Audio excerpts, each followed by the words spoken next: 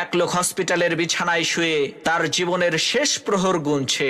এদিকে তার পরিবারের লোকজন আর হসপিটালের একজন নার্স তার বিছানার পাশে দাঁড়িয়ে আছে। এমত অবস্থায় মৃত্যু শয্যায় শুয়ে থাকা ওই ব্যক্তি তার বড় ছেলেকে কাছে ডেকে বলল, বাবা, ঢাকার গুলশানের আলিশান 10টা বাড়ি আমি তোমাকে দিয়ে গেলাম। এরপর তার একমাত্র মেয়েকে কাছে ডেকে বলল, মারে, বনানীর 5টা ডুপ্লেক্স বাড়ি আমি তোমাকে দিলাম।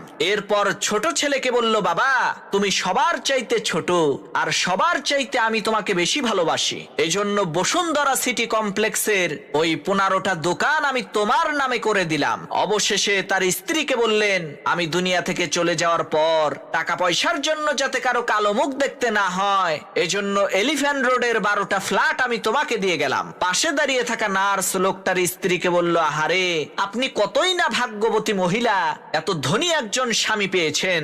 মৃত্যুর আগে আপনার স্বামী আপনাদেরকে কত ধনসম্পদ